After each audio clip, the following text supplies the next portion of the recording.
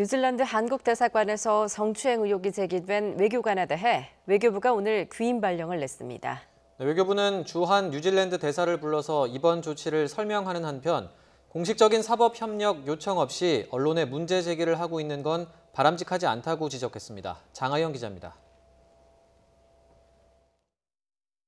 외교부가 2017년 뉴질랜드 근무 당시 현지 남성 직원을 성추행한 의혹을 받고 있는 A 외교관을 현 근무지인 아시아 국가에서 우리나라로 돌아오도록 조치했습니다.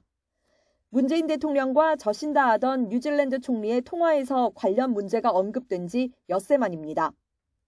외교부는 주한 뉴질랜드 대사를 불러 뉴질랜드 정부가 형사사법 공조나 범죄인 인도 요청 등 공식적으로 요청하면 협조하겠다는 방침을 전했습니다.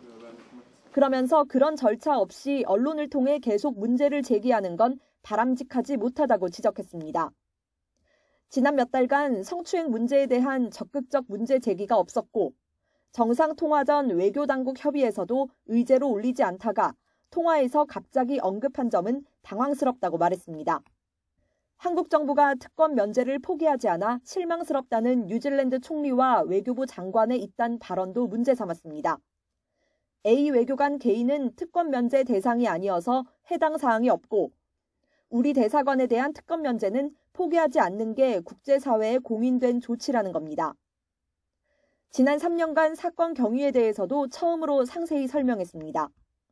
피해자가 주 뉴질랜드 한국 대사관과 본부, 뉴질랜드 경찰에 사건을 제기하는 과정에서 접촉의 강도나 부위 등에 대한 진술이 바뀌고 있는 점, A 외교관과의 중재 과정에서 정신적, 경제적 피해 보상을 원했지만 조건이 안 맞아 결렬된 상황도 설명했습니다. 외교부는 A 외교관 귀임 조치 이후 추가 징계를 할지에 대해서는 상황을 보고 판단하겠다며 유보적인 입장을 보였습니다. YTN 장하영입니다.